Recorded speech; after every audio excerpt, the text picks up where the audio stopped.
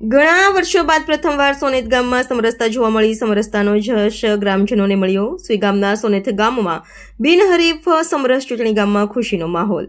બિનહરીફ સરપંચ પદે ચૌધરી ગંગારામભાઈ તેમજ ઉપસરપંચ તરીકે ઠાકોર ભેમાભાઈની વરણી. ગુજરાત રાજ્ય ચૂંટણી પંચ દ્વારા ખાકી રહેલી ગ્રામ પંચાયતોની ચૂંટણીઓ તાજેતરમાં જાહેર કરવામાં આવી હતી. તે પૈકી સુઈ ગામના સોનેત ગામમાં બિનઅનામત સીટ આવી હતી, જેમાં સરપંચના ઉમેદવારો ચૂંટણી લડવા થનગની રહ્યા હતા. પરંતુ ગામમાં ચૂંટણીને લઈ કોઈ પણ પ્રકારનો વાદ વિવાદ ન થાય અને ગામમાં શાંતિનો માહોલ બની રહે તે માટે સોનેત ગ્રામજનો દ્વારા આશાપુરા માતાજીના પ્રાંગણમાં એકત્ર થયા. તેમાં સરપંચ કોને રાખવા તે મુદ્દે ચર્ચાઓ ચાલી હતી.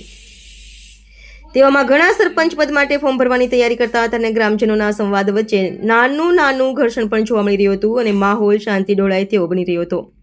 ત્યારે ગામના સન્માનનીય ભૂતપૂર્વ કારોબારી તાલુકા પંચાયત અધ્યક્ષ શ્રી જાડેજા ભૂપેન્દ્રસિંહ દિલીપસિંહ આ માહોલ વધારે ઉગ્ર ના બને અને ગ્રામમાં શાંતિ જળવાઈ રહે તે માટે ગ્રામજનોને વિનમ્ર વિનંતી કરી હતી કે જો આપ સૌ મારી વાત માનો તો નવા કોઈ ચૂંટણી લડશો નહીં. અને બે જૂના ચૂંટણીમાં હારી ગયેલા એક ઠાકોર સમાજના અગ્રણી ઠાકોર ભેમાભાઈ અને એક ચૌધરી સમાજના અગ્રણી ચૌધરી ગંગારામભાઈ આ બંનેને સરપંચ તેમજ ઉપસરપંચ બનાવી અને બિનહરીફ જાહેર કરીએ તો કેવું સારું. તો ગ્રામજનોએ જાડેજા ભૂપેન્દ્રસિંહની વાતને માને રાખી અને આશાપુરા માતાજીના પ્રાંગણમાં સૌ ગ્રામજનો 18 આલમની હાજરીમાં 2 ચિઠ્ઠી રાખેલી. એમાં પહેલી ચિઠ્ઠી સરપંચ અને બીજી ચિઠ્ઠી ડેપ્યુટી સરપંચ. એમાં પ્રથમ ચિઠ્ઠીમાં ચૌધરી ગંગારામભાઈ કરશનભાઈનું નામ આવ્યું. એટલે સૌ ગ્રામજનોએ સાથે મળી ચૂંટણી બિનહરીફ સમરસ જાહેર કરી અને સોનેત ગામના સરપંચ તરીકે ચૌધરી ગંગારામભાઈ વડીલ અને ડેપ્યુટી સરપંચ તરીકે ઠાકોર ભેમાભાઈ રવજીભાઈ ભગત તરીકે ગામની સર્વાનુમતિથી જાહેર કરવામાં આવ્યા હતા, જેથી ગ્રામજનોમાં ભારે ખુશીનો માહોલ જોવા મળ્યો હતો. રિપોર્ટર નાથાલાલ ઠાકોર, રાધનપુર.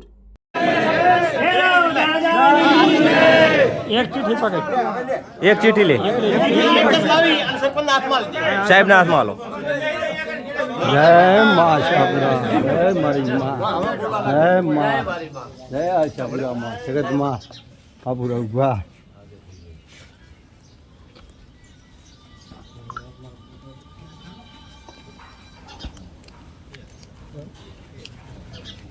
પટેલ ગંગારામભાઈ કરશનભાઈ.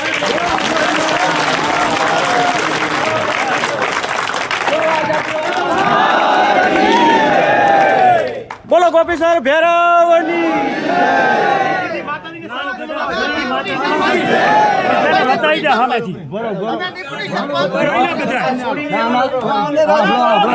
હજી બીજી તાળો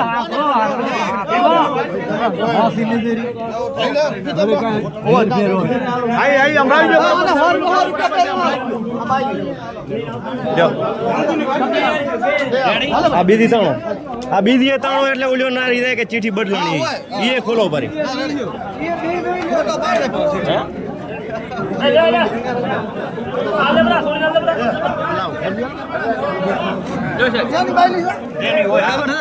ખોલા ભેમાભાઈ ઠાકોર ભેમાભાઈ ઠાકોર ભેમાભાઈ.